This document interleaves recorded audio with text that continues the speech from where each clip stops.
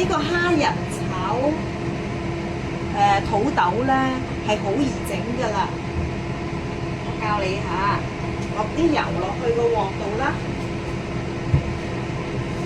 啲薯仔我之前已經蒸熟咗㗎啦，用7分鐘就可以蒸熟㗎啦。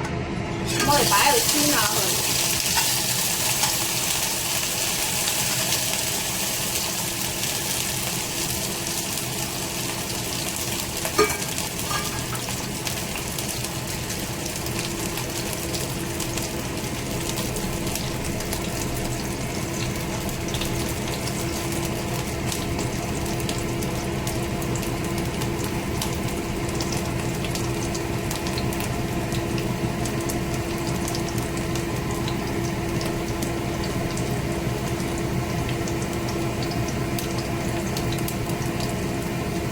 煎到佢金黃色咧，我哋就反一反佢啦。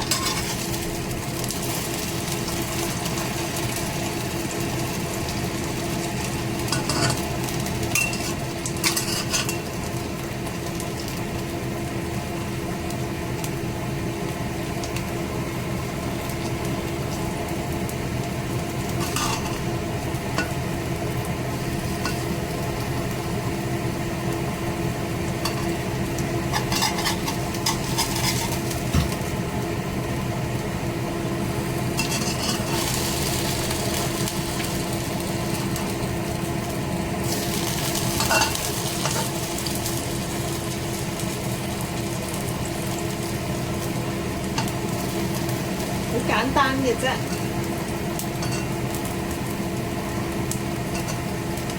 其實薯仔係好有益嘅喎，因為好多鉀質㗎。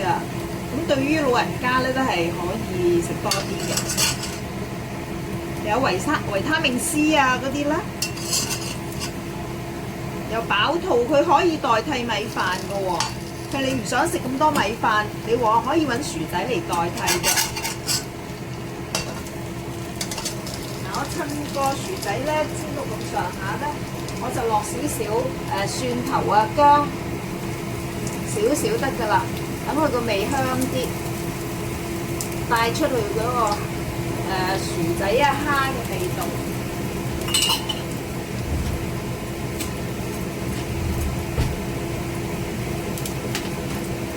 之前我咧就醃咗啲蝦嘅，洗乾淨醃咗啲蝦。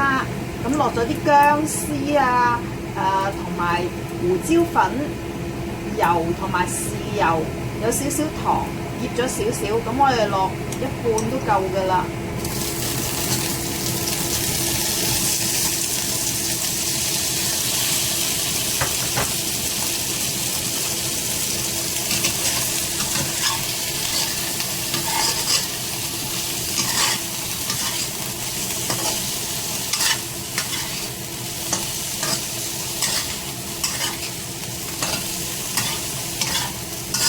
翻炒一下佢，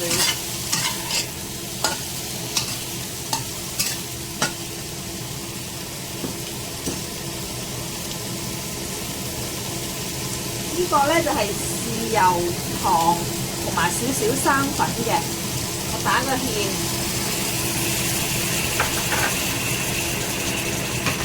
跟住咧我就落啲糖芹，我喺冰箱浸咗啲糖芹。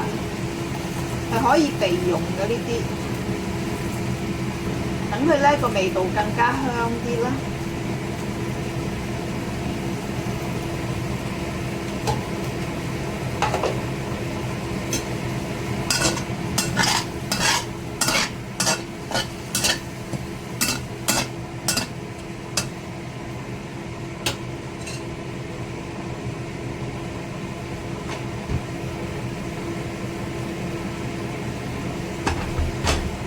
跟住落少少水，因為我見佢啲水唔夠啊，咁落翻少少水，焗佢一陣咧，等啲蝦熟就得㗎啦。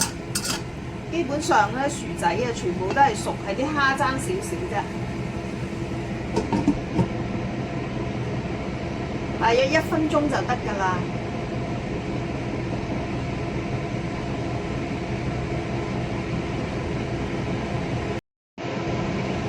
我睇下1分鐘過後啦。睇下，好容易咋，收乾晒水啦，咁可以上碟噶咯喎。老友記，我今日介紹你嘅呢就係蝦仁炒土豆，營養好豐富噶喎，因為蝦富含蛋白質，容易消化，脂肪極低，對於老人家係最好噶啦，可以預防肌少症，同埋佢有護心健腦嘅功能，仲有 Omega-3 脂肪酸同埋蝦青素，可以降低血脂、抗炎，對於預防心血管疾病有幫助。同時佢有膽鹼同埋 DHA， 對於維持記憶係有好大嘅功勞嘅喎。同埋蝦皮咧就有呢個鈣質嘅豐富嘅鈣質，但係通常我哋都唔會食蝦皮㗎啦。如果你要補充鈣質，都係喺牛奶或者豆腐嗰度攝取啦。咁蝦始終咧都係清蒸水煮係最健康嘅。咁如果有高膽固醇嘅人士就注意份量，同埋唔好食蝦頭啦。咁痛風嘅患者或者有啲過敏嘅朋友咧，都係要注意份量嘅。烹調方法係好簡單㗎，